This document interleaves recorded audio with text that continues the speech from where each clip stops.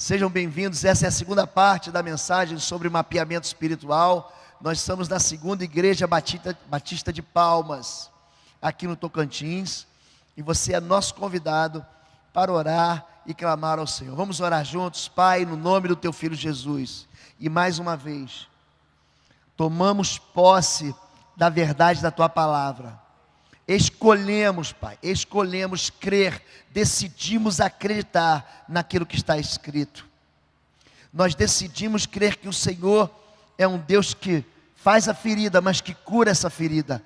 O Senhor é Deus que intervém no meio da nossa vida e traz de novo equilíbrio, saúde espiritual na nossa história.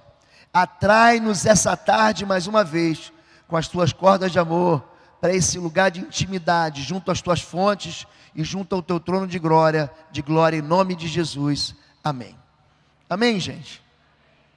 Vamos continuar trabalhando sobre mapeamento. Então, quantos não estiveram ontem aqui, na primeira parte do mapeamento, levante as suas mãos. Isso.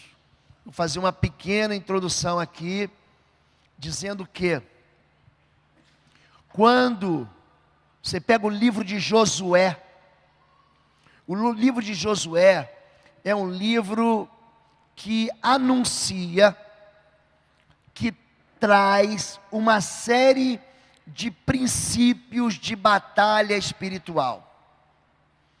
Quando Moisés, eu vou agora lembrar de Moisés, vou olhar sempre para o pastor Valmir. Quando Moisés chama Josué para substituir ele coloca as mãos sobre Josué, diante de toda a congregação, e Deus diz: a mesma glória que está em ti, vai passar para ele. Mais ou menos o que o pastor tem feito com os pastores, e com esses que são os conselheiros, são os líderes, nessa área de cura e libertação que a igreja está construindo. Ele pega a unção dele, e libera sobre Josué. E interessante é que Josué, ele vai vencer todas as batalhas que ele vai liderar. Pensa num sujeito que saiu invicto do campo de batalha. Esse é Josué. Ele cerca Jericó, ele diz: todo mundo caladinho, não murmura, cerca Jericó 1, 2, 3, 4, 5, 6 dias. No 7º dia, eles rodeiam a cidade, e ali eles gritam e trocam as trombetas, aquelas muralhas caem. Quando as muralhas caem, a fortaleza do inimigo, o centro da resistência do inimigo, cai por terra.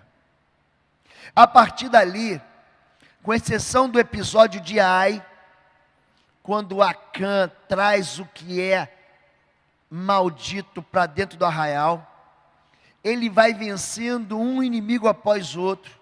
Se juntam 5 inimigos, 5 reis, de Jebus, de Laques, de Jafur, e eles enfrentam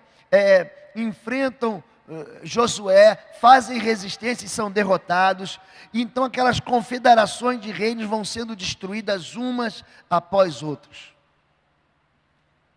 O livro de Josué, ele tem um segredo que as pessoas não percebem. Todo mundo vai direto no capítulo 6 de Josué e fala: foi aqui que a muralha caiu. Mas a muralha, a fortaleza, ela não cai no capítulo 6. Ela cai no capítulo 2. Porque no capítulo 2, Josué manda que 2 espias mapeiem a terra. Ele diz para que 2 espias caminhem pela terra e investiguem a razão daquela fortaleza. Escute agora, isso é importante. As armas da nossa milícia não são carnais, mas são poderosas em Deus para destruir fortalezas, anulando sofismas e todo pensamento que se levanta contra Deus. Quando você vai mapear, quando você vai arrancar a fortaleza inimiga do coração do homem, Você tem que entender que essa luta não é carnal. Você precisa do discernimento do Espírito. A libertação, gente, ela não é surda. A libertação não é analfabeta. Não é só colocar a mão e mandar o capeta sair. Você tem que descobrir qual o vínculo que mantém aquela entidade imunda, destruindo a tua vida. Jesus, em Lucas 13, ele identifica que alguma coisa aconteceu com aquela moça encurvada há 18 anos. Ele percebe que existe alguma coisa lá atrás. Ele mapeia a vida. Qual foi a diferença dos 12 espias, lá de Números capítulo 13 e 14, para os 2 espias de Josué capítulo 2? Os 12 homens que saíram para mapear, eles vão olhar a terra, veem fortalezas, veem gigantes, trazem o fruto da terra, mas são incapazes de perceber onde está a fraqueza do inimigo. Os 2 espias não. Eles não vão mapear, olhar tudo, eles vão olhar a razão daquela fortaleza. Então, os 2 espias entram na fortaleza, a Bíblia diz isso. Eles se aproximam da fortaleza. Eles entram na fortaleza. Entrando na fortaleza, eles entram na casa de uma prostituta chamada Raabe.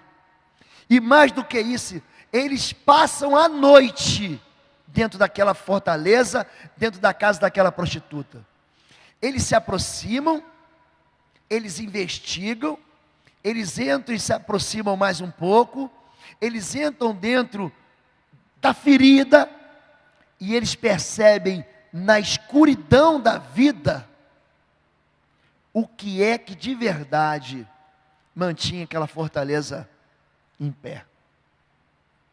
A fortaleza é um pensamento organizado, é um pensamento inteligente, é um raciocínio lógico, fundamentado na mentira. O que é uma mentira? Uma mentira, um sofisma, é isso que a Bíblia diz.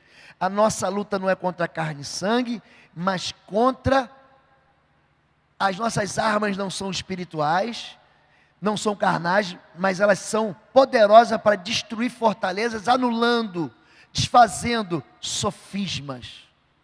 Um sofisma é uma mentira com cara de verdade. É um sofisma. Pau que nasce torto, morre torto. Briga de marido e mulher, ninguém mete a colher. Não, eles já estão brigando. Se você não meter a colher, eles vão se esganar, vão se matar. Você nasceu pobre, vai morrer pobre. Você nasceu sofrendo, vai morrer sofrendo, porque você vive sofrendo.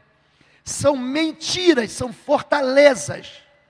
Então, quando você vai identificar a fortaleza da vida da pessoa, você tem que conectar aquilo que é sintoma ao que é a causa.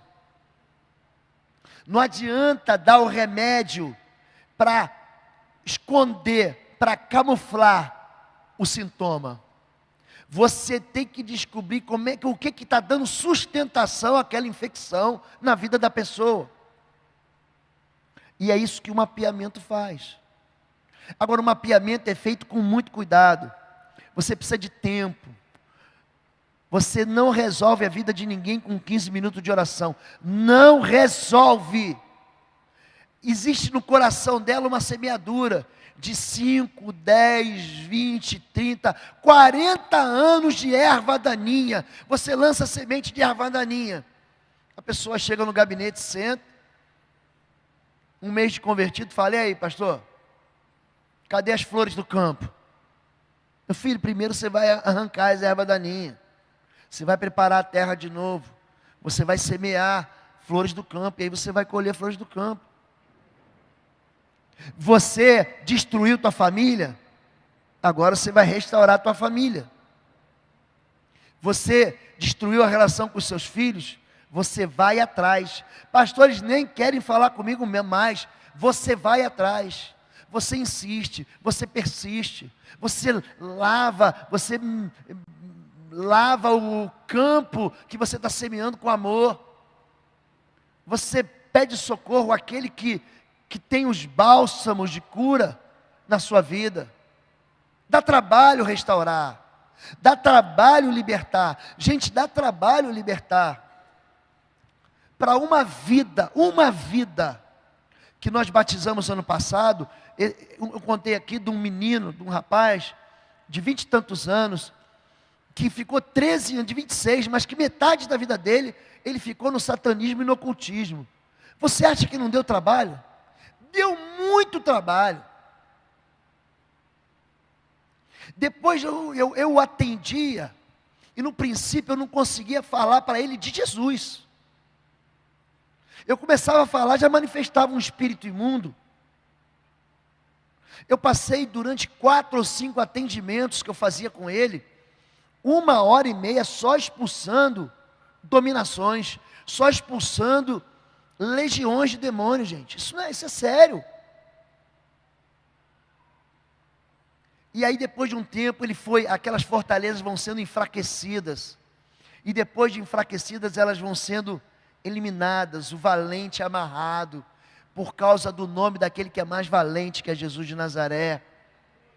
E depois de um tempo, algumas outras ocasiões, aquelas mesmas entidades que nós havíamos expulsado, elas voltavam. Por que o espírito imundo volta? Ele anda por lugares áridos e volta para a antiga casa, porque encontra um lugar adornado para ele, onde Jesus ainda não é rei, onde Jesus ainda não é Senhor.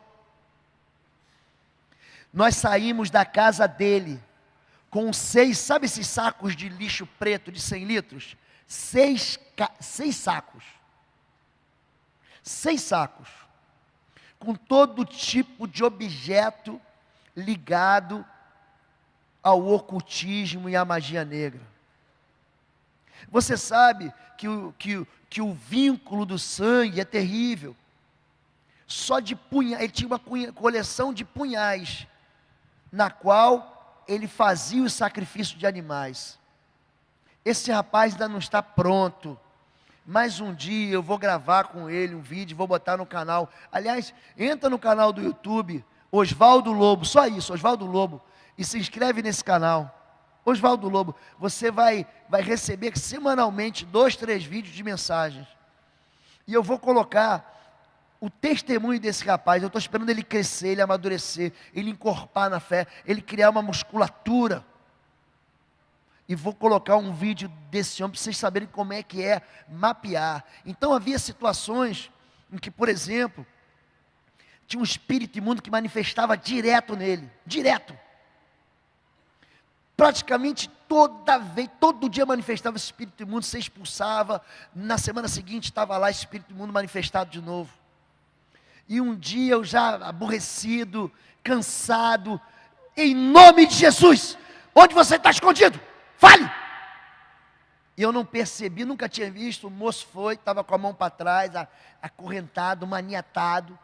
Ele puxou a mão para frente e apareceu uma tatuagem aqui. Uma tatuagem.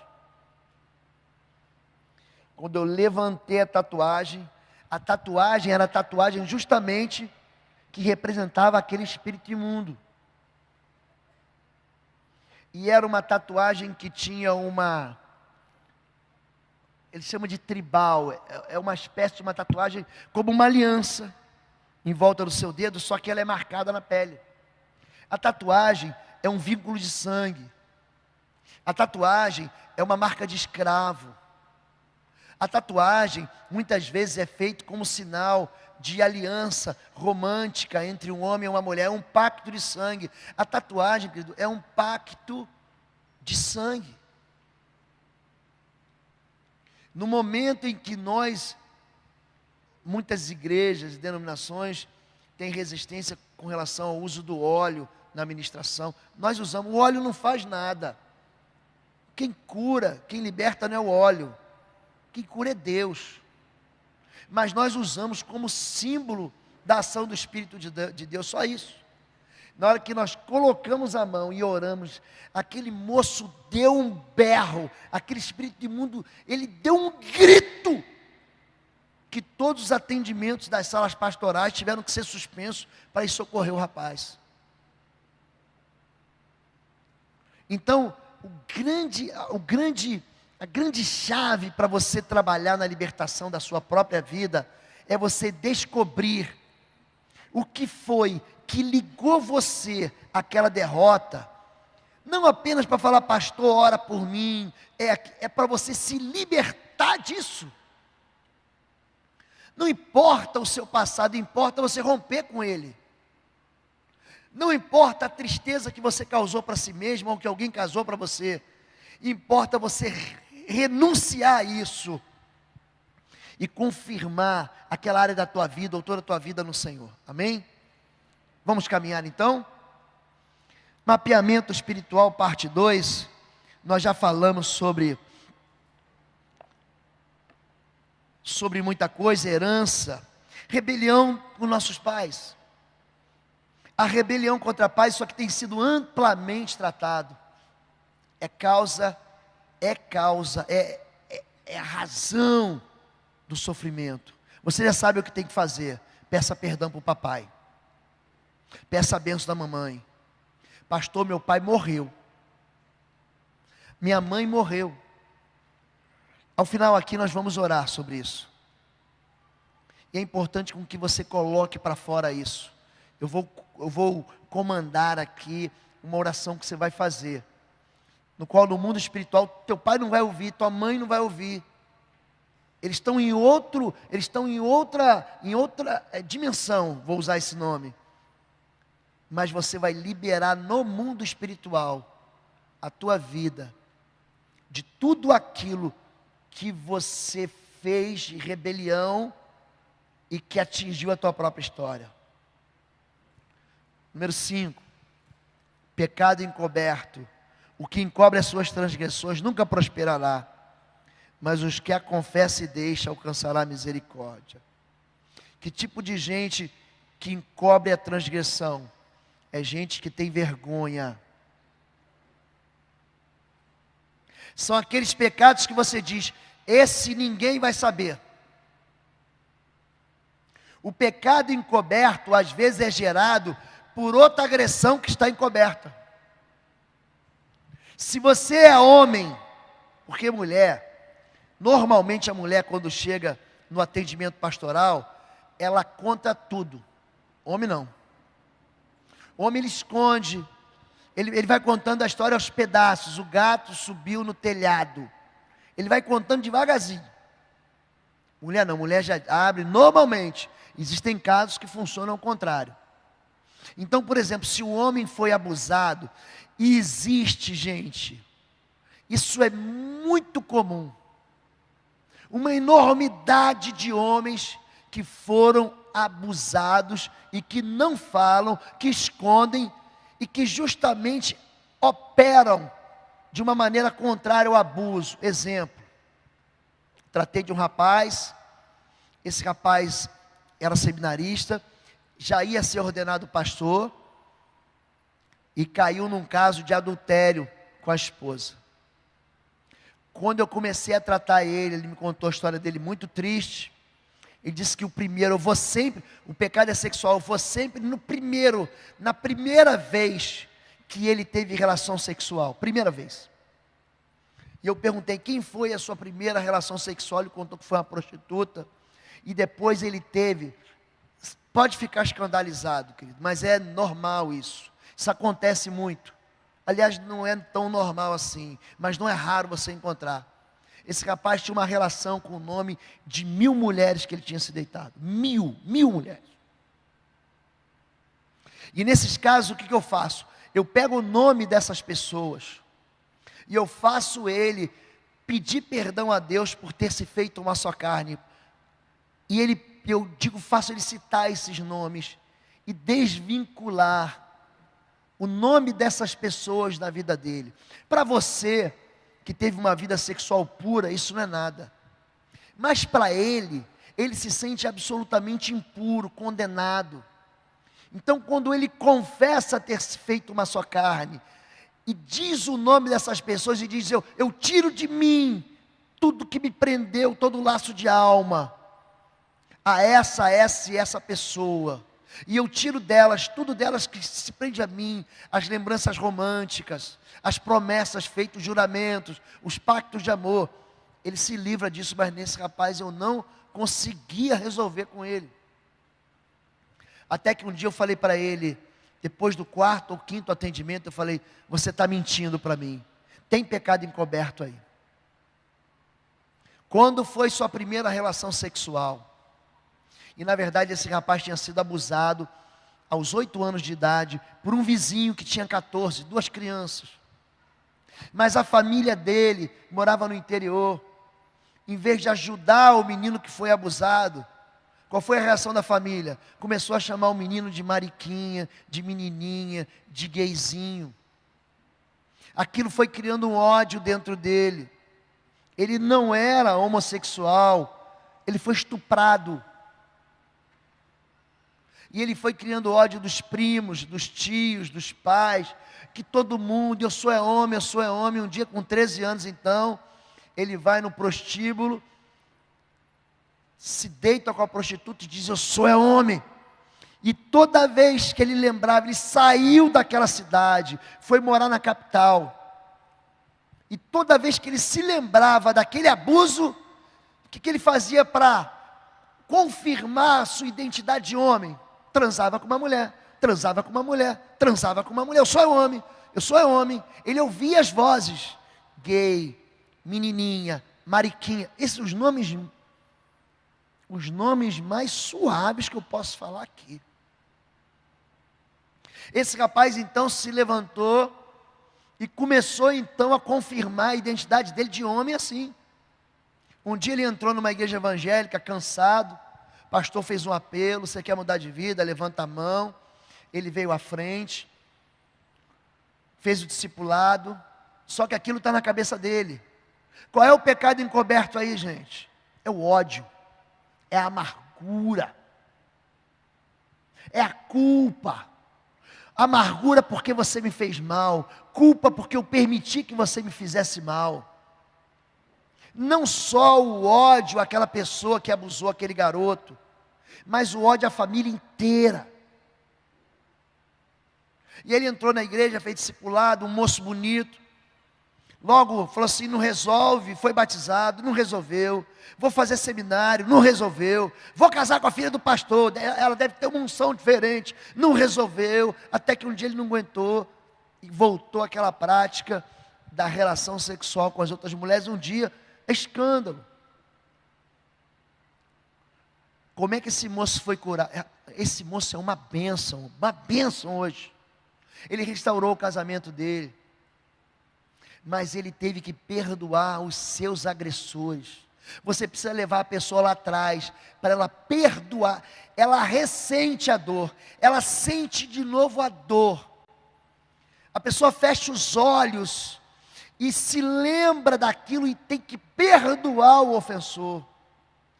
Isso aconteceu com gente aqui dentro. Isso que eu estou falando aqui, aconteceu com você que está me vendo no YouTube. Homens e mulheres que até hoje são marcados por é crente, diz que Jesus é Deus, diz que Jesus veio em carne, confessa que o Senhor é rei da vida dela, confessa que Jesus é o Senhor da vida dela, mas o ódio está aqui dentro, e enquanto ela não libera perdão, aquele ódio fica encoberto. E aí o ministro, o pastor, o conselheiro, começa a se achar incapaz. Mas por que eu estou fazendo de errado, Deus? Eu estou jejuando, eu estou orando, por que eu não chego lá? Porque o pecado está oculto.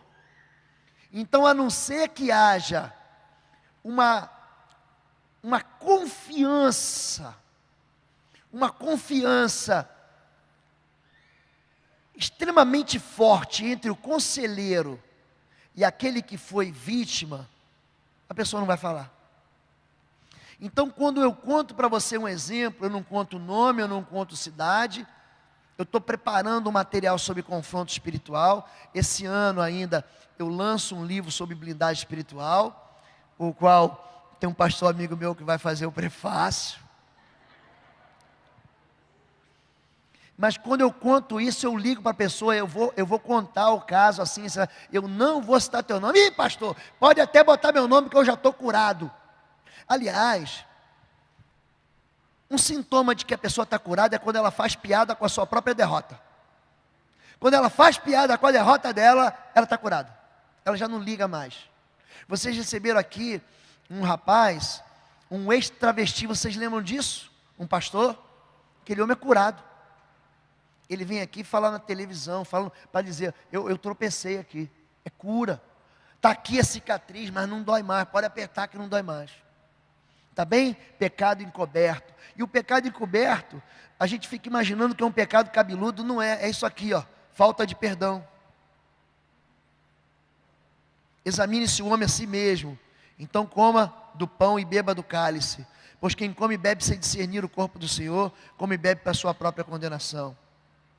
1 Coríntios 11 não diz que você deve ficar sem tomar ceia. Diz, examine-se e coma. O exame é clínico, é mapeamento, gente. É mapeamento. Você tem que ir no médico e ele vai te examinar. Ele vai olhar para você e vai dizer, onde está doendo? Isso é reflexo, essa dor, de onde que vem ela? Você se examina. Para quê? Para que você diga assim, eu pequei aqui. É aqui. Foi aqui que eu tropecei. Você se examina. E quando você percebe, você perdoa. Às vezes é mais fácil a gente perdoar os outros do que perdoar a si mesmo. Sabia disso? Tem gente que perdoa todo mundo, mas não se perdoa. Sabe qual é o nome disso? Orgulho. O orgulhoso acha que o pecado dele é o pecado. Jesus morreu na cruz, sangrou na cruz, e morreu e perdoou todo mundo, mas ele não se perdoa. Isso é pecado. Isso é soberba. Isso é satânico. A amargura tem uma diferença entre amargura e culpa. A amargura é aquilo que você sente pelo mal que eu te causei. A culpa é o sentimento que eu tenho pelo mal que eu causei a você, ou causei a mim mesmo. Por que que eu fui fazer isso? E eu não me perdoo. E eu não confesso isso. E quando eu não confesso, não me perdoo, gera dentro de mim o corpo da gente. É muito inteligente. O apóstolo Paulo vai continuar dizendo aqui em Coríntios 11, que tem muitos que dormem, é gente que já morreu. Quem aqui é batistão velho que nem eu? Que entrava na igreja, tinha o jornal O Batista, lembra disso? Aí você tinha atrás do jornal, vinha o obituário, os que dormiram no Senhor. Lembra disso, pastor? Gente que dorme, ele está dizendo, é gente que morre de câncer. São doenças psicossomáticas que vão tomando conta dele. É uma úlcera, é uma dor de cabeça que não sai, e você ora. Gente com doença de pele, erupção na pele, e que não confessa. Enquanto eu escondi, enquanto eu guardei, a tua mão pesou, os meus ossos doíam. Confessei ao Senhor o meu pecado, Ele me perdoou. Só que nós somos ensinados a esconder. O diabo que anda nas trevas quer que você esconda, porque enquanto você esconder, ele vai te massacrar. Ele vai trabalhar com medo, com a vergonha. Gente, o que o pastor vai pensar de você? O que o pastor vai pensar de você? Vai pensar que você quer ser curado, ora bora. Você vai no médico. Ah não vou contar para o doutor que eu estou com minha hemorroida. Gente, ó, você que é mulher, tudo bem. Você vai no ginecologista. Mas homem, meu irmão, para mexer nesse lugar aqui, meu irmão, você vai, não é fácil não. Tem muita gente que tem câncer de próstata porque tem preconceito. O médico chega, o que ele vai pensar de mim se eu chegar lá com uma doença no local assim tão sensível, onde mamãe passou talco.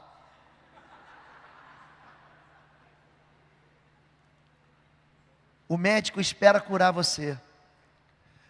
Quando eu recebo alguém no gabinete pastoral, não há nenhum julgamento em mim. Sabe por quê? Porque eu também fui curado. E eu me coloco na posição de alguém que já veio um dia para pedir socorro. Se você precisa de socorro, procura a tua liderança. Eu os orientei assim, eu fui exaustivo, não fui, pastor? Exaustivo. Para dizer para eles que aquilo que é tratado no gabinete, eu prefiro tratar uma pessoa que teve uma vida imunda, que confessa o pecado e abandona, do que aquele que fica se fingindo de santo, e que está escondendo e espiritualizando a doença dele. A pessoa vem e conta toda a verdade, conta. Eu não me escandalizo. Eu não tem nada assim que você fale para mim, pastor. O pastor vai pensar, meu filho já não tem nem mais cabelo para ficar em pé. Sou careca. Não tenho. Eu vou acolher. Você precisa ter misericórdia das pessoas. Misericórdia. Quero, não sacrifícios. Falta de perdão. Número 7, palavras ou pragas proferidas por pais e autoridades. E despertou Noé do seu vinho, e soube o que o seu filho menor lhe fizeram, o caçulinha levado, e disse: maldito seja Canaã, servo dos servos sejam os seus irmãos. Qual é a mecânica aqui dessa situação? Noé levantou, saiu da arca, plantou uma vinha, fez um suco de uva, botou um suco de uva dentro de um recipiente. Esse suco de uva virou vinho, fermentou, e aí ele bebeu o vinho, tomou todas, sabe? Tomou uma manguaça, não é? E bebeu tanto que ficou nuzão, peladão. O filho mais novo, vendo a vergonha do pai, expôs a nudez do pai. Aí o pai falou: você fez isso comigo, meu filho? Você vai ver o que teu neto vai fazer para você. Você vai ver quando você crescer. Quando você casar, o seu filho vai te tratar assim, assim, assado. Quando você casar, o teu marido vai destruir assim, assim, assim a tua vida. Quando você casar, a tua esposa vai te atazanar assim, assim, assim, assado. Palavras ou pragas proferidas. E disse: maldito seja, o nome do caçula era Cã, e o nome do filho do caçula era Canaã. Maldito seja Canaã, servo dos servos, seja os seus irmãos. E disse: bendito seja o Senhor, o Deus de Sem, o primogênito. E seja-lhe Canaã por servo. Alargue Deus a Jafé, o do meio, e habite nas tendas de Sem. Seja-lhe Canaã por servo. Ele abençoou o primogênito, ele abençoou a amizade entre o primogênito e o filho do meio, e amaldiçoou 3 vezes Canaã. Vai em Canaã hoje para você ver. Vai hoje na Palestina para você ver. Eu fui lá, alguns irmãos foram lá. Eu fui com um pastor em Belém, território da Cisjordânia. Uma miséria. No meio de um país rico que é Israel, tem uma favela. Palavras e pragas lançadas. Você precisa se libertar das pragas que o abuso da autoridade lançou sobre você no momento do ódio. No momento da raiva, a mamãe falou uma bobagem. Então, você traz a mamãe, traz o filhinho, e retire essa palavra. Eu retiro a palavra de destruição. Eu retiro a palavra de praga. Eu retiro a expressão de maldição da sua vida. Causa de sofrimento. Todo envolvimento com espiritismo, feitiçaria e satanismo. Preste atenção nisso. As consequências do envolvimento com o ocultismo são implacáveis, elas não desistem, sofrimento multiplicado, perda de filhos e viuvez precoce, distanciamento de Deus, destruição de morte e todo tipo de miséria, constitui as maldições do envolvimento com o ocultismo. Você vai e faz um acordo no ocultismo para você prosperar em qualquer área da sua vida. O diabo dá com a mão e toma com a pá cavadeira. Ele cobra preço. Tem um contrato. Você assina um contrato. Ele quer você.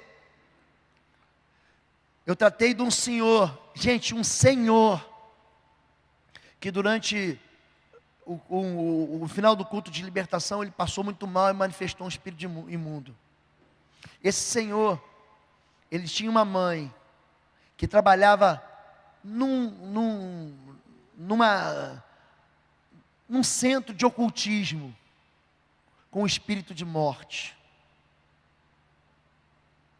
Ela vai perdendo, todas as vezes que ela prospera, ela perde alguém da família. E esse rapaz foi alvo de sucessivos ataques de espírito de morte contra ele. Você faz um acordo pedindo para que um espírito imundo te ajude, ele vai te ajudar, mas não vai ficar barato. É uma conta que fica cara demais. É uma conta que vai perseguir você. Pastor, eu fiquei viúvo cedo. Significa que tem alguma coisa? Não. Mas você precisa investigar isso. Existem mortes estranhas na família. Eu preciso investigar isso. Todo aquele, lembra de Caim? Todo aquele que te encontrar, esse vai querer te matar. Tem uma perseguição de morte. Pastor, na minha família é o seguinte: todo mundo ganha dinheiro até os 40 anos e vai à falência. Vovô era rico, meu bisavô era rico, tinha terra até os 40 anos, perdeu tudo. Meu avô até os 40 anos perdeu tudo. Meu pai até os 40 perdeu tudo. Pastor, estou com 35, estou prosperando, já estou preocupado.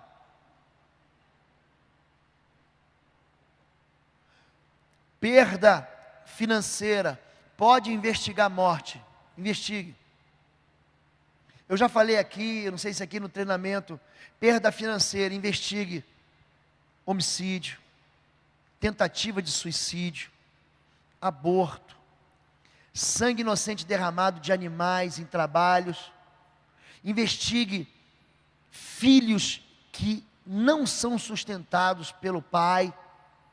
O pai abandonou a mãe, abandonou o filho, construiu uma outra família, hoje eles são crentes, e o filho passa necessidade, porque a mãe não deixa o pai voltar lá para cuidar do filho. Mamãe, isso vai trazer sofrimento sobre a sua vida, deixe seu marido consertar o que ele fez de errado.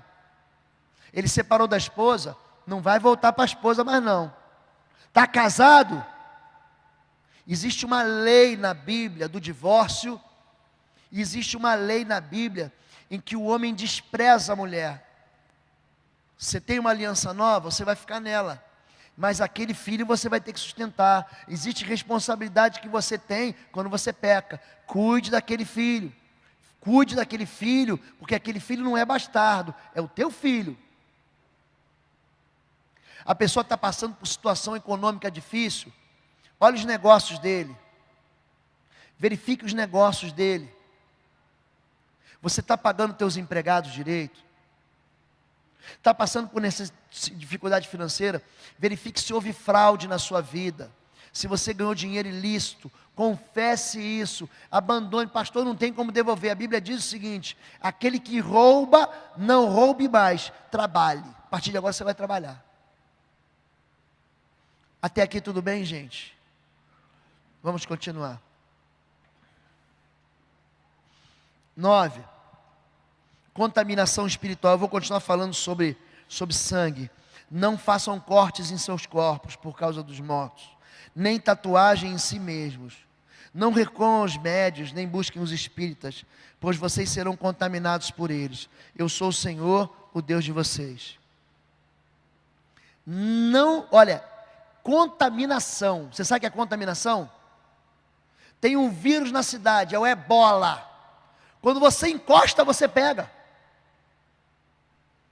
A lepra, por exemplo, é uma enfermidade que para você pegar ela, você tem que ter muito contato. Tem uma médica amiga minha que mora aqui, que ela me conta como é que funciona. É uma doença familiar a lepra. Você tem que estar perto, você tem que respirar perto. É passado da mamãe para o filhinho, do irmão para a irmã, do irmão para o primo, do primo para o titio. Contaminação. Quando você busca essas coisas, você é atingido. E hoje eu queria falar bem para os jovens e adolescentes que estão aqui, e outros não tão jovens. Pastor, essa pergunta sempre me fazem: eu posso fazer tatuagem? Olhem para mim. Pastor, todo mundo está fazendo, é uma estrelinha, eu quero colocar o Salmo 91 nas costas. Vai doer para caramba o Salmo 91. Não faça isso. É a mesma coisa que você me perguntar assim: pastor, eu vou assaltar um banco e vou dar o dízimo aqui. Deus não quer isso. Deus não quer esse sacrifício. Isso contamina. Principalmente aquelas tatuagens que têm um caráter de sensualidade. A mocinha faz uma tatuagem bem aqui em cima, nas costas, na virilha, apontando, cria um laço próximo ao seio. Ela quer o quê? Ela quer atrair o olhar. Eu quero que você repare em mim. Você está convidando um espírito de sensualidade para trabalhar na tua vida em favor de você. Não faça isso. Essa sua vontade de fazer uma tatuagem vai acabar. Fica tranquilo, vai passar. A tatuagem, ela é proibida na Bíblia. Não faça marcas. Não faça marcas com conotação de apelo ou de apego a seus mortos. Você atrai um espírito de morte. Por que Deus disse para a gente? Eu falei ontem. Por que Deus disse para a gente: não mate? Não é para proteger o frágil que está sendo assassinado. É para proteger você de ser um assassino. Por que Deus diz para você: guarde o sábado? Para proteger você de cair em estafa, de ter uma vida em que você vai, daqui a pouco você vai ter um treco no coração, ele para. Você precisa descansar. Quando Deus diz não faça, Ele não está sonegando a você um direito de felicidade. Essa felicidade eu não vou te dar. Como um papai que diz para o filhinho: pai, eu quero tomar um sorvete, eu gosto de chocolate. Não, você vai comer algo ruim. Não é isso. Quando Deus diz não, Ele está protegendo você de se ferir. Pastor Valmir é autoridade na igreja. Aí um dos ministros: vou criar um ministério aqui, leva para o pastor Valmir. E pastor Valmir, eu posso começar a trabalhar num ministério novo na igreja? E o pastor consente, e o rapaz prepara 1, 2, 3, 10 meses. Aí quando chega no final do ano: pastor, vamos lançar esse ministério? O pastor diz: não. A visão que eu tenho é que você não vai implantar esse ministério. E esse não que ele me dá é protetor. Eu posso brigar com ele e plantar esse ministério em outra igreja. Ou então, eu posso dizer assim para o povo que eu treinei: gente, ufa, graças a Deus, gente, a gente ia entrar numa lascada aqui. Graças a Deus que o pastor, ele me avisou antes da gente começar, que isso aqui não vai dar certo. Porque qualquer processo de rebelião é um processo fadado ao fracasso. É o Titanic que vai afundar. Então não faça cortes no seu corpo, não faça marcas no seu corpo. Pastor, agora que o senhor me avisa, eu tenho 214 marcas aqui no meu corpo. Agora que o que eu vou fazer agora? Então você vai procurar o Ministério de Intercessão, os homens e mulheres que foram capacitados. Eu vou mandar um material a respeito de unção com óleo. Eles vão ungir você. A mocinha vai ungir a mocinha. O rapaz vai ungir o rapaz. Pastor, mas tem uma tatuagem num lugar, não precisa botar a mão. Não precisa botar a mão. Mas vocês vão retirar todo tipo de consagração, todo tipo de dedicação espiritual que aquela marca trouxe no seu corpo. A tatuagem, ela entra no sangue da pessoa, é pacto de sangue, tá bom? Sacrifícios e alimentos consagrados. Antes digo que as coisas que os gentios sacrificam, as sacrificam aos demônios e não a Deus. Vou repetir. É comida, gente. Coisas que os gentios sacrificam, as sacrificam aos demônios e não a Deus. E não quero que sejais participantes com demônios. Não podeis beber o cálice do Senhor e o cálice de demônios. Pastor, o que entra na minha boca não mata, é o que sai que mata. Essa questão de pureza espiritual, ela é muito interessante. Você vai na casa de alguém, e ele preparou uma comida boa, todo alimento, ele é purificado pela oração e pela palavra. Ora e come. Só que o entendimento aqui é o seguinte: existem sacrifícios, são pactos que são feitos à mesa. Existem situações em que o homem e a mulher se sentam em rituais para comer. É comum, durante o processo de libertação, a pessoa colocar para fora, vomitar alimentos que ela comeu há anos atrás. Eu vou contar um caso mais severo, já tive muitos casos, mas o mais severo de todos. Uma senhora veio de outro estado, veio para nossa igreja, começou a ter uma série de manifestações, a barriga dela mexia, eu nem sei fazer aquilo, não dá para fazer aquilo, como se fosse uma marola na barriga dela, toda vez que nós orávamos. No último dia do processo de libertação, nós deixávamos a questão dos crimes de sangue, e essa moça tinha feito 2 abortos, que ela se lembrava. Só que durante um dos processos de rituais, ela havia abortado e ela ficou inconsciente, o espírito imundo a possuiu e ela comeu o feto. O que aconteceu? Durante o processo de libertação, manifestou o espírito imundo já levantou e ela dava com a cabeça na parede. Em nome de Jesus, coloca esse corpo aqui agora. E o espírito imundo obedece. O espírito imundo falou: ela me deu porque ela quis e eu comi. E a gente não entende por que a vida da pessoa, ela se converteu, essa moça tinha sido batizada, essa moça conhecia a Escritura, ela já tinha vindo de uma outra igreja que não conseguiu lidar com a enfermidade espiritual dela. Em nome de Jesus, coloca tudo para fora, agora. Vai colocando. Em nome de Jesus, põe para fora. Para fora, não é só uma voz. Você tem que insistir nisso. Põe para fora, põe para fora. Daqui a pouco, demorou 1, 2, 3 minutos. Aquela comida estava aqui dentro. E saiu de dentro dela. Então, quando a gente fala de coisas sacrificadas a demônios, não é aquilo que você sentou para... Não é a feijoada que você sentou para comer na casa do teu vizinho, não. É aquilo que foi feito em ritual. Quem fez, sabe que fez. Quem fez, sabe que fez. Não é a coxinha de galinha que você comeu ali no boteco da esquina. É a comida que foi consagrada e você sabia o que você estava fazendo. O espírito imundo, ele se alimenta. Então, dependendo da casta dele, tem entidade que, por exemplo, só come fubá, só come milho, só come pipoca, só toma um tipo de bebida, só fuma um tipo, um fuma charuto, outro fuma cigarro de palha, outro fuma cachimbo. Aí uma outra entidade é outro tipo de comida. A pessoa se consagra a essas entidades e come. Você que já foi de ocultismo sabe do que eu estou falando. A pessoa fica trancada no quarto e só come um tipo de comida. Aquela comida é comida consagrada a ídolos. Vocês estão entendendo a diferença entre o almoço que você está fazendo, a janta que você está participando e o sacrifício? São 2 coisas absolutamente distintas. Amém?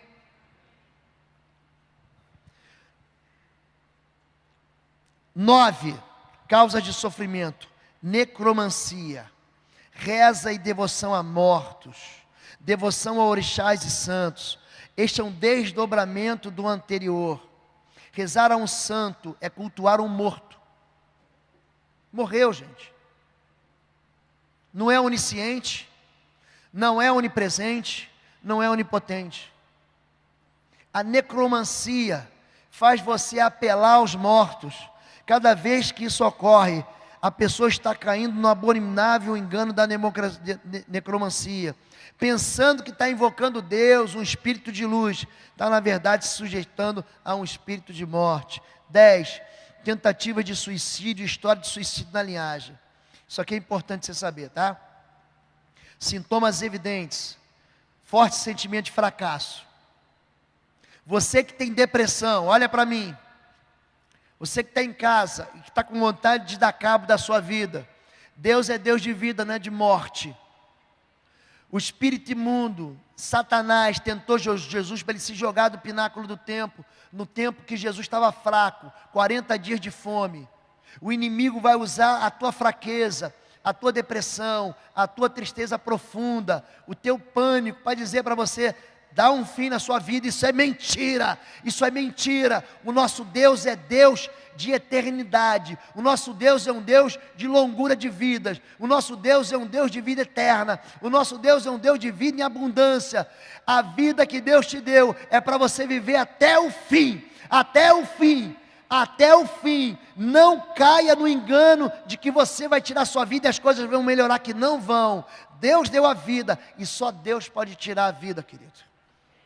Sintomas evidentes das pessoas que tentaram suicídio ou têm história de suicídio na família: forte sentimento de fracasso, desistência generalizada, quadros de depressão caracterizados por pensamento de suicídio, apatia crônica, medo obsessivo de morrer ou de ficar doente, pânico.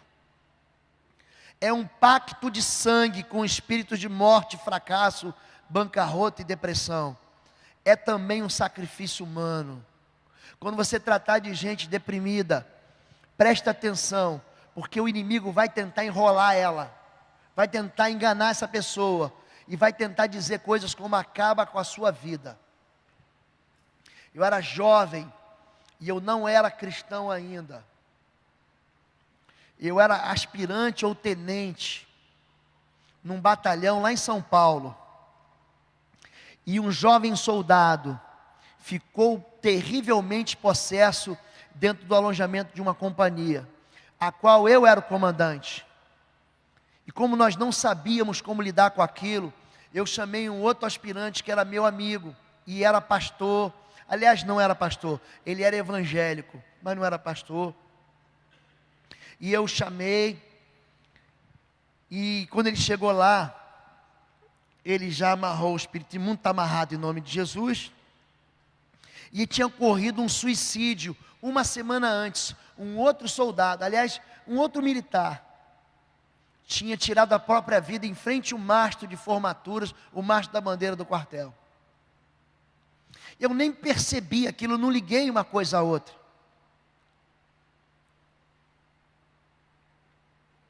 Aquele tenente então fez a seguinte pergunta para aquela pessoa endemoniada, para o espírito imundo: quem foi que matou aquele menino no pátio da bandeira? Eu cheguei então para o tenente e falei assim: tenente, ninguém matou ele não, foi suicídio. Ele falou: Lobo, fica quieto, fica quieto. Quem foi que matou aquele menino? E aí o espírito imundo abaixou os olhos e falou: você sabe quem foi. Quem matou ele foi Lúcifer. O suicídio invoca um espírito de morte. E isso é causa de fracasso crônico na vida e na linhagem da pessoa. 11. Homicídio e história de assassinatos na linhagem. O homicídio invoca um espírito de perseguição e prisão. Produz uma dívida espiritual e social que transforma a pessoa em um prisioneiro fugitivo. A pessoa sente-se perseguida e frequentemente em sérios perigos e ameaça de morte. cada homicídio é um pacto de sangue com o espírito de morte. Uma moça muito jovem, ela quando chegou para a gente cuidar dela, ela tinha 26 anos. E todos os homens na vida dela morriam, todos os homens que ela amava morriam. Ela tinha um irmão que ela gostava muito, muito, muito. Ele morreu tragicamente atropelado, estraçalhado por um ônibus. Era o irmão mais velho dela. Ela saiu de casa, ela tinha um pai muito violento. Aos 17 anos ela casou com um rapaz de 21 anos que ela amava. Esse rapaz foi assassinado a facadas durante uma briga de torcida. Ela se casou de novo. E aos 19 anos, ela teve um filho, menino. E esse filho morreu, ainda bebê. Ela engravidou de novo. E aos 22 anos, ela teve outro filho, menino. E esse filho morreu. Ela se casa uma terceira vez. Essa moça já é viúva aos 17 anos. E ela se casa a terceira vez com um homem bem mais velho que ela, que inclusive tem um filho mais ou menos na idade dela. E ela fala, agora acabou. O vingador de sangue, ele não sossega. Ele vai atrás. Ela falou, pastor, não fiz nada. Por que isso está acontecendo comigo?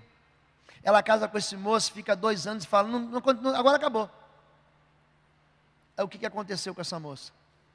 Um dia ela está em casa, bate um oficial de justiça na porta dela e diz, você está preso, o rapaz era assassino. Esse marido novo, que é bem mais velho, era assassino. E leva ele preso então, para a cadeia. E esse homem fica lá um tempo na cadeia, consegue um habeas corpus e volta para casa. Quando ele volta para casa, o que você acha que aconteceu com esse homem que ela amava? Ele é assassinado, detalhe, pelo próprio filho.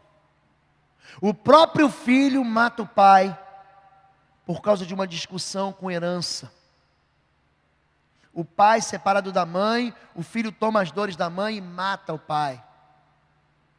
Esse filho se torna o único vínculo agora dela, que morava, agora ela era dona daquela casa, mas o rapaz morava lá. E ela não tem nenhum sentimento romântico com aquele moço, simplesmente moram na mesma casa. Passado mais uns dias, o que acontece com esse rapaz? Ele começa a cuidar das finanças, da casa e tudo. Ela muito fragilizada, passado um tempo, o que aconteceu com esse rapaz? Foi assassinado, 10 tiros. E ela chega com um quadro de desistência crônica. Eu perguntei, de onde que vem isso, filha? E aí é muito fácil. Quando você sempre tem que voltar onde começou a dor. Sempre tem que voltar lá atrás. A partir de quando que isso aconteceu? Quem era o seu pai? Aí ela contou que o pai dela, na verdade, era um matador. Era alguém que derramava sangue inocente, que matava as pessoas. E quando ameaçaram de morte, ele fugiu do lugar que ele estava, veio morar em outra cidade bem distante e manteve aquilo escondido. Enquanto ela não se desligou das heranças de sangue derramados do pai, aquilo não cessou. Essa moça vai casar agora de novo. Está conosco já, agora já tem 4 anos que ela está com a gente. Você está falando, vai matar outro? Não vai. Isso é sério, gente. Isso é sério. A renúncia, é interessante que quando o judeu vai fazer renúncia, ele confessa os seus pecados e os pecados dos seus pais também. Interessante isso, né? Ele fala, nós e nossos pais pecamos contra ti. Eu vou acelerar um pouquinho aqui, tá bom? Eu estou contando para vocês os casos que são mais graves. Eu sei que o seu não é tão grave assim, mas para você ligar uma coisa com a outra, você encontrar a causa, tem um sintoma, o que está acontecendo? E você encontra na sua timeline. O Facebook não tem uma timeline? Vai na sua linha de tempo e fala assim, foi aqui que começou. Então aqui onde começou tem um pecado, tem uma iniquidade, tem uma injustiça, Tá bom? Portanto, não profanem com crimes de sangue a terra onde vocês vivem, pois os assassinatos profanam o país. E a única maneira de se fazer a cerimônia de purificação da terra onde alguém foi morto é pela morte do assassino. Não torne impura a terra onde vocês vão morar, pois eu também estou no meio dela. Eu, Senhor, vivo no meio de vocês. Já falei muito sobre isso, sangue inocente, aborto, história de abortos na linhagem. O aborto traz um legado de morte, depressão e destruição sobre a posteridade. Também enclausura a pessoa em uma situação crônica de esterilidade em diversas áreas da vida. O sucesso profissional, financeiro, espiritual, sentimental é sempre abortado de uma forma traumaticamente surpreendente. Todos os namoros da pessoa terminam com 3 meses. Ela começa uma empresa, a empresa vai à falência. Ela começa um ministério, o ministério não vai para frente. É abortado, o sonho é abortado. Os planos são castrados. Por que isso acontece, gente? Sangue inocente. Mas isso traz muita dor na vida da mocinha, na vida da mamãe, na vida da vovó. Na hora que a mulher faz isso, a mulher é levada por uma situação de desespero. Ela não tem saída. Se papai souber, ele me mata. Se mamãe souber, ela vai me deserdar. Se as pessoas souberem, eu vou me envergonhar. Eu vou perder o ministério. Eu vou envergonhar o nome da família. Eu não tenho dinheiro para sustentar. E ela simplesmente escolhe um atalho. E nesse atalho, ela traz sobre a vida dela isso aí, essa perseguição. Então, nós vamos fazer essa oração com todas as mulheres aqui agora. Pastor, mas eu nunca fiz aborto. Ótimo. Mas você vai colocar a sua mãozinha sobre o seu ventre, para ajudar aquelas que estão aqui que fizeram. Porque nós vamos renunciar ao sangue inocente derramado. Você vai sair daqui livre. Eu vou repetir porque eu quero um amém mais aleluiado. Se você tropeçou em qualquer uma dessas causas, você vai sair daqui hoje livre. Amém. E você que está em casa também. Amém? Vamos lá. Deus, gente, não acusa não. Deus cura. Quem te acusa é o diabo. Deus te liberta. Jesus veio para perdão dos pecados.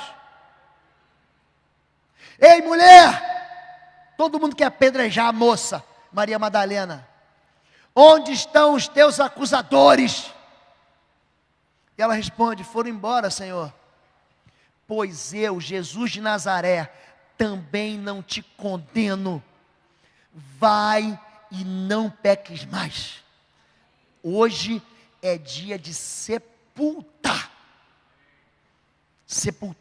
o passado, é dia de olhar para frente. Pedro nega Jesus 1, 2, 3 vezes. Jesus encontra com ele na praia. Jesus faz questão de buscar. Ele está culpado. Ele fala: não dá mais para mim. Jesus vai lá buscar ele, se encontra com ele e fala: Pedrão, você me ama.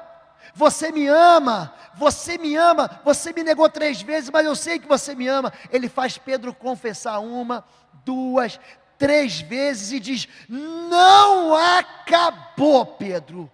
Eu não desisto de você. Eu não apagarei o pavio fumegante. Eu não vou destruir a cana quebrada. Eu sou um Deus que restaura. Eu sou um Deus de recomeço. Eu sou um Deus que não te abandono. Eu não desisto de você. Não foi porque você tropeçou. Não foi porque você me negou. Não foi porque você se acovardou. Não foi porque você se esqueceu. Não foi porque você teve medo. Eu não vou te deixar. Eu sou o teu Deus, eu sou o teu Senhor, e eu vou cuidar de ti, e eu vou fazer de você uma bênção, e você vai ser canal de restauração na vida dos seus filhos, dos seus pais, da sua casa, em nome de Jesus. Você entende isso, filho? Isso aqui não é para você ficar impressionado. Isso aqui é para você saber que tem cura. Falamos já sobre furtos e roubos, eu não vou tratar sobre isso. E para encerrar, eu vou falar sobre perversão sexual. incesto, prostituição, adultério, homossexualismo, bestialidade. Vocês não sabem que os seus corpos são membros de Cristo? Tomarei eu os membros de Cristo e os unirei a uma prostituta? De modo nenhum. Vocês não sabem que aquele que se une a uma prostituta é um corpo com ela? Pois como está escrito, os dois serão uma só carne. Sexo é espiritual e contamina. Não se deite com a mulher do seu próximo, contaminando-se com ela. Não se deite com um homem, como quem se deita com uma mulher, é repugnante. Não se contamine com nenhuma dessas coisas, porque assim se contaminaram as nações que vou expulsar da presença de vocês. Até a terra ficou contaminada, e eu castiguei a sua iniquidade, e a terra vomitou os seus habitantes. Quais são os desvios comuns na área sexual? Tendência a uma afetividade, desejo sexual desordenado, feitiçaria sexual, pornografia ligada à masturbação descontrolada, sonhos eróticos constantes e relações sexuais espíritas, exibicionismo, fetichismo sexual, masoquismo e pedofilia. Busque sempre a primeira aliança sexual que você fez, sempre ela. Seja ela um abuso, seja ela consentida, seja ela obrigada, seja ela que você tenha sido forçado, forçada, seja ela que você fez que com vontade de fazer. É ali que está a ferida. É ali. A não ser que no meio dessa história você tenha vivido em impureza e tenha caído no adultério. Por que uma pessoa, pastor, se torna tão perversa sexualmente? Aquela mulher não vale nada, pastor. Aquela fulana, pastor, aquela fulana lá, ela não vale um centavo furado. Aquele homem não quer nada com Deus. Não é isso não, querido. Ele está preso dentro de um cativeiro, ele não consegue sair não. Ele precisa ser liberto. Ele ama Jesus. Ele ama a sua esposa, ela ama o seu esposo, mas ele não consegue sair sem ajuda. Ah, pastor, aquele rapazinho, e dentro da igreja evangélica agora, tem uma turma dizendo que crente odeia gay. Mentira. É mentira. Dentro das igrejas evangélicas, tem um monte de rapazes e moças com tendências homoafetivas. E eu vou dizer uma coisa para você, eu sei que você está aqui. Porque eu tenho ajudado muita gente nessa área. Muita gente. Tem um material que está aqui, homossexualidade e espiritualidade. E perversão sexual. Se você tem gente na sua casa, na sua família, com essa dificuldade, esse material é revelador. Tem um livro do pastor Cote, que fala sobre o espírito de sensualidade. É revelador. Cura. Cura. O que está por trás de um menino, de uma moça homossexual? O que está? O que está por trás de um rapaz que tem uma tendência homossexual desde a infância? Número 1, pai ausente. O pai devia estar lá, mas não está. O pai abandonou a mãe. O pai fez o filho e foi embora. O pai, ele trabalha tanto, mas tanto, que ele nunca está em casa. E quando ele está em casa, ele fala: filho, não tenho tempo que eu vou dormir. Pai ausente. 2, ambiente familiar hostil, violência doméstica, brutalidade do pai. A violência é a segunda causa. Você pode perguntar para alguém que tem tendência homoafetiva como é o seu pai. Pergunta isso para ele. Em 95% dos casos ele vai dizer: eu não tenho pai, ou o meu pai foi um crápula. Terceira causa, abuso na infância. O abuso é aquela conexão, mesmo que não foi consentida, aquela conexão trouxe para a vida daquela criança a operação de um espírito de sensualidade. Ela fica presa ali. 4, perseguição espiritual, por causa de consagração a espíritos imundos. Às vezes vem da mãe, da avó, que tinham vidas sexuais promíscuas. O homossexual, querido, é um querido que precisa de ajuda. Ele precisa de acolhimento. Ele não tem ninguém para conversar. Ele quer conversar com o pai e com a mãe, ele tem medo. Ele quer abrir o jogo, ele tem medo. Ele quer se consertar. Agora tem uma turma que diz que não pode pedir ajuda para psicólogo, não pode pedir ajuda para pastor. Você pode pedir socorro, sim. Você deve pedir socorro, sim. Você, querido, não existe cura gay. Existe liberdade em Cristo. Você tem uma identidade sexual. Deus te deu isso para você usufruir com prazer dentro do casamento. Busque ajuda. Busque socorro. Dentro das igrejas evangélicas no nosso país, tem muita gente que pode ajudar você. Tem muita gente que pode socorrer você. Mas papai e mamãe, não expulse o seu filho da sua vida. Não expulse a sua ovelha de dentro do rebanho. Traga ele para perto. Não deixe ele contaminado com a rejeição. Leve ele a um lugar de entendimento em que existe cura, existe liberdade. Eu não quero usar essa palavra cura, porque está tomando uma outra direção, mas existe liberdade para ele. O teu marido não consegue se libertar de uma vida de pornografia. O teu filho não consegue. Gente, existe liberdade para isso. Eu quero encerrar, porque o meu tempo já acabou, e ler com vocês um texto. Eu vou pedir já para os intercessores se posicionarem aqui na frente.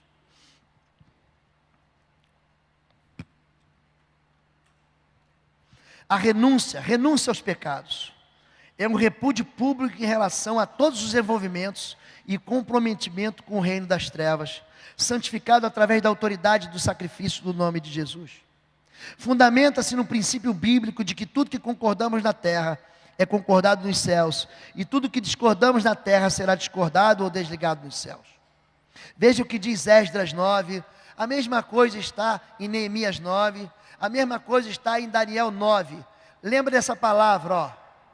Esdras, Daniel e Neemias, número 9. Essas orações estão no capítulo 9 de Esdras, Neemias e Daniel. Tá bom? E orei, olha atenção, preste atenção nessa oração. Meu Deus, estou por demais envergonhado e humilhado para levantar o rosto diante de Ti, meu Deus. Porque os nossos pecados cobrem as nossas cabeças e a nossa culpa sobe até os céus. Desde o dia dos nossos antepassados até agora, a nossa culpa tem sido grande. Por causa dos nossos pecados, nós, os nossos reis e os nossos sacerdotes temos sido entregues. Por causa do pecado, nós, os nossos sacerdotes, os nossos reis, temos sido entregues à espada, ao cativeiro, ao despojo e à humilhação na mão de reis estrangeiros, como acontece até hoje.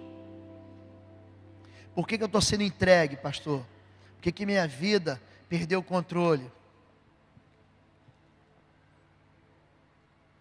O pecado persegue. Vamos orar? Você pode ficar em pé?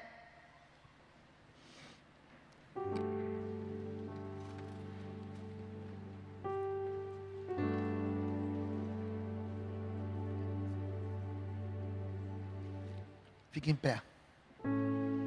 Vamos orar também para você que é órfão. Você que é órfão, você que foi abandonado. Deus é pai de órfãos. Se tem alguém que a Bíblia diz que recebe filiação direta de Deus, é o tal do órfão. Deus é pai de órfãos e juiz de viúvas. É interessante que Deus tem um carinho todo especial para o órfão e para a viúva. Já reparou isso? Só que o inimigo, ele acusa a pessoa que é órfã, acusa a pessoa que é viúvo, de que Deus abandonou. Deus não te abandonou. Você tem um Pai que está no céu. Jesus sabe o que você passou, porque Ele foi o mais rejeitado dos homens. A Bíblia diz que os homens viravam o rosto e o reputavam por aflito de Deus, ferido do Pai. Ele é a pedra de esquina que os construtores rejeitaram, mas se tornou a principal pedra de esquina. Podemos orar juntos? Você quer assim encher teu coração de fé agora e se desligar de todo o passado que vem perseguindo você, as heranças domésticas, as tradições familiares e todo o pecado que atinge você? Você quer isso? Você quer vir aqui à frente? Então saiam dos seus lugares e venham aqui à frente. Essa música mesmo que a gente quer. Creio que Tu és a cura. Creio que Tu és a cura.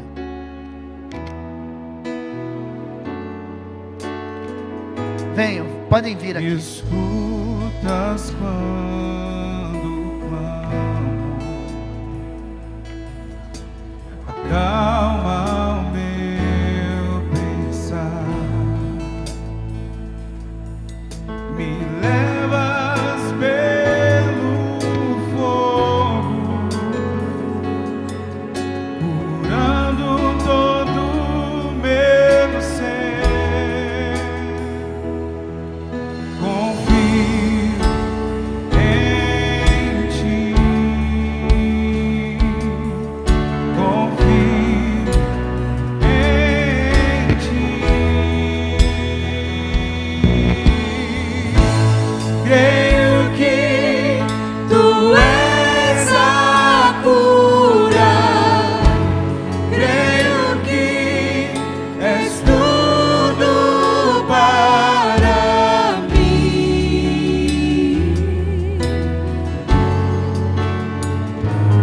Cante, cante. Creio que Tu és a vida. Cante, cante. Creio que não há outro igual a Ti. Jesus, eu preciso de Ti.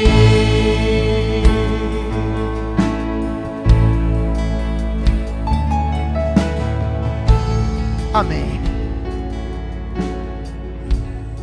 Eu vou orar. Senhor Deus, a Tua palavra, ela subsistirá eternamente. Passarão os céus e a terra, a Tua palavra não passará.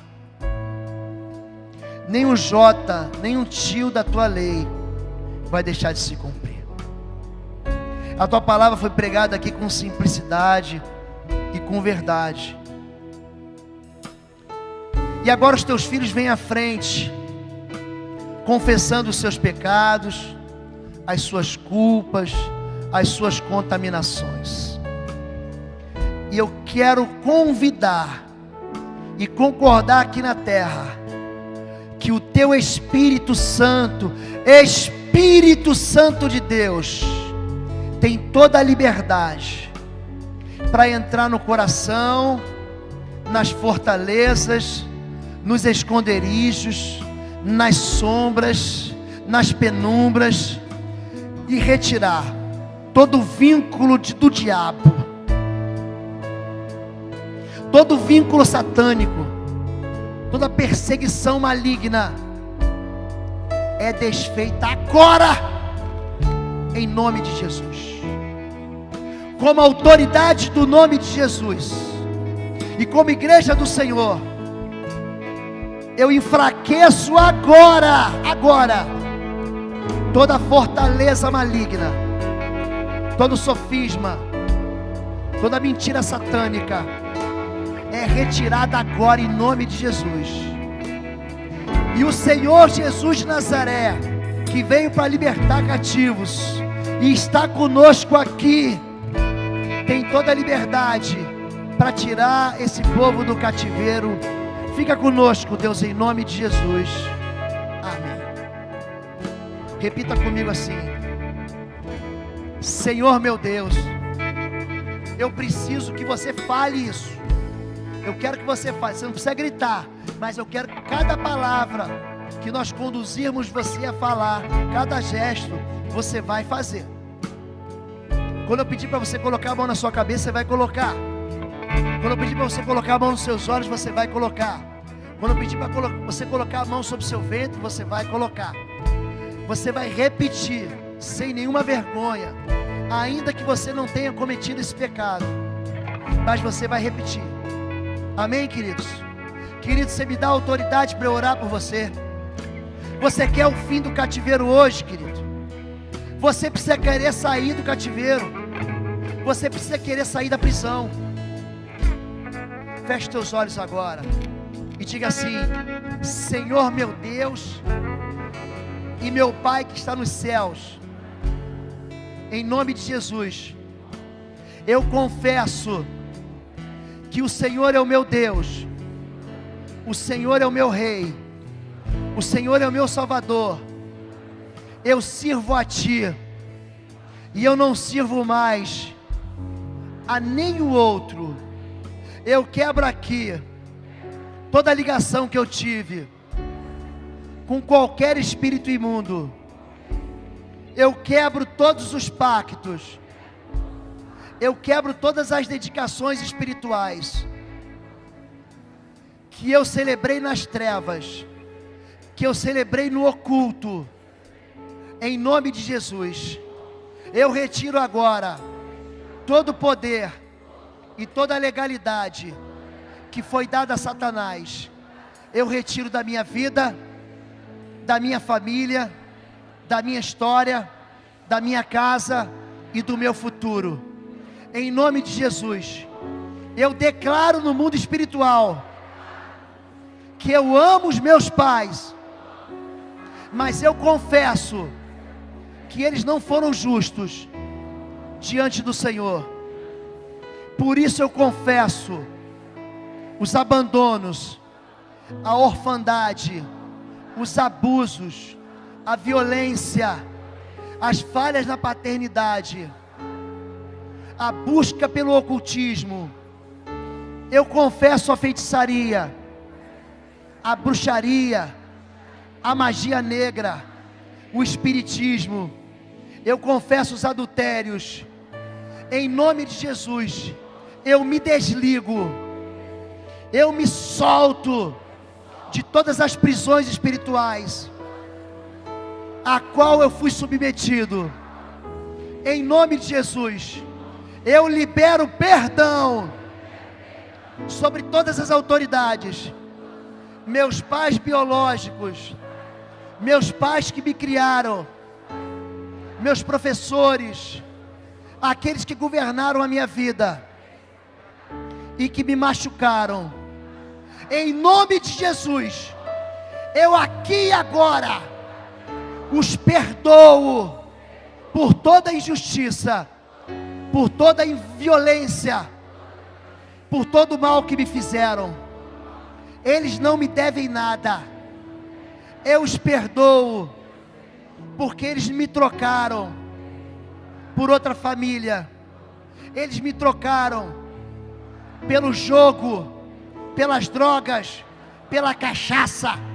Eu perdoo os meus pais em nome de Jesus e me cubro aqui com o sangue do Cordeiro. Portanto, diante dessa confissão, toda a legalidade e todo o poder das trevas que veio dos meus antepassados e atingiu a minha vida, está quebrado. Diga: está quebrado, em nome de Jesus. Todas as correntes caem por terra, em nome de Jesus. Senhor meu Deus, em nome de Jesus, eu te peço perdão, porque eu me rebelei e eu me revoltei contra a autoridade dos meus pais, dos meus pastores e dos meus líderes. Eu peço perdão pela revolta, mas em nome de Jesus, eu agora me humilho e recebo o perdão do Senhor. Eu entrego ao Senhor todos os pecados encobertos, as minhas vergonhas. Eu confesso ao Senhor que eu menti. Eu confesso ao Senhor que eu roubei. Eu confesso ao Senhor que eu enganei. Eu cometi injustiça. Eu infligi o mal contra aqueles que eram mais frágeis. Eu enganei. Existe escuridão na minha vida. E eu confesso os meus pecados encobertos ao Senhor. Em nome de Jesus de Nazaré, eu libero perdão contra aqueles que me roubaram, que me traíram, que me abandonaram. Eu libero perdão em favor daqueles que foram desleais, aqueles que me traíram, que me deixaram passar fome, que me trocaram por outra pessoa. Eu perdoo essas pessoas. Eu perdoo aquele que me tocou malignamente. Eu perdoo aqueles que me agrediram, que me machucaram, que foram cruéis. Senhor meu Deus, eles me machucaram, eles me feriram, mas em nome de Jesus, eu me desligo deles agora.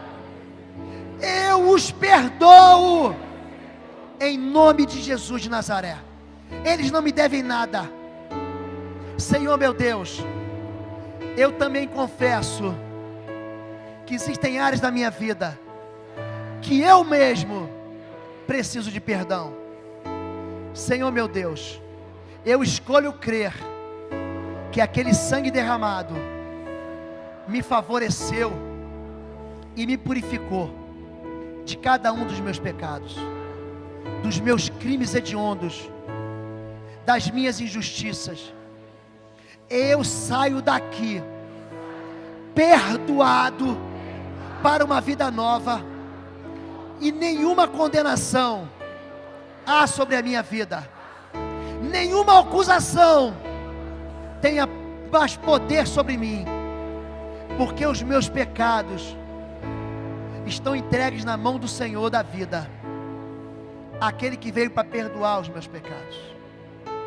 Senhor meu Deus, eu me livro aqui, eu entrego meus ouvidos ao Senhor, para receber a Tua bênção. A Tua palavra é a verdade, e toda mentira, toda palavra de maldição, toda expressão de praga que entrou pelo meu ouvido e encontrou no meu coração algum abrigo, eu retiro agora, eu destruo agora essa fortaleza. Eu sou amado do Pai, eu sou filho de Deus, eu sou sal da terra, eu sou luz do mundo, eu sou cidade edificada sobre o monte, eu sou mais que vencedor. O Senhor meu Deus é comigo. Diga: Deus é comigo, como um guerreiro valente, e Ele me guardará e fartará a minha alma nos lugares secos. O Senhor jamais me abandonará. O meu nome está escrito nas palmas da sua mão. Ainda que a minha mãe me deixe, Ele jamais se esquecerá de mim, porque Ele me comprou por preço, e o sangue de Jesus me purifica. Essas palavras lançadas contra mim não se cumprirão, porque a palavra de Deus, a palavra profética de Deus, encontrou abrigo no meu coração, e eu decido crer que eu sou uma bênção, e eu sou autoridade aqui na terra, para ligar na terra, e o mundo espiritual vai se submeter ao poder do nome de Jesus, o qual eu carrego como filho de Deus. Senhor meu Deus, eu confesso todo envolvimento no ocultismo, na bruxaria, na feitiçaria, na magia, nos benzimentos, nas simpatias, nas invocações de espíritos imundos. Eu confesso os meus pecados. Todas as vezes que eu busquei apoio de espírito imundo, eu rejeito aqui agora a conexão com todos os espíritos imundos escondidos por trás dessas práticas. Em nome de Jesus Cristo, eu retiro aqui todos os trabalhos que eu arriei. Eu me desligo agora e cancelo todos os acordos, todos os termos de todos os contratos com as trevas. São agora destruídos em nome de Jesus. Eu tenho uma nova aliança.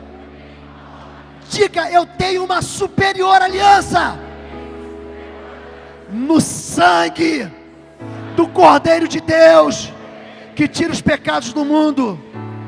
A minha vida está oculta em Cristo. A minha vida está presa em Cristo. E eu estou assentado nos lugares celestiais em Cristo Jesus. Por isso mal não me toca, e praga nenhuma chega na minha tenda. Senhor meu Deus, em nome de Jesus, eu quero que você coloque a mão, se você tem uma tatuagem e não foi em nenhum local inconveniente, eu queria que você colocasse a mão nela. Se você está perto da sua mãe, do seu pai, peça para sua mãe e seu pai colocar a mão nessa tatuagem. Pode ser por cima da blusa mesmo. Se você está longe de alguém, levanta a mão que um dos intercessores vai colocar. Se for moça, vai uma moça. Se for um rapaz, vai um intercessor. Levanta a mão que vai alguém aí. Pessoal, dá uma olhada, tem um rapaz ali no fundo. Ali no fundo também tem dois rapazes ali. Vai ali, Joelson. Vai ali, tem aqui, eu preciso mais um aqui. Querido, aqui. Me socorre aqui. Isso. Mitch, me ajuda aqui, por favor. Aqui, ó. Levanta a mão quem está sem aí. Quem está sem? Uma senhora aqui. Dona Alcimara aqui. Vai ali. Aquela moça. Vai, já foi. Obrigado.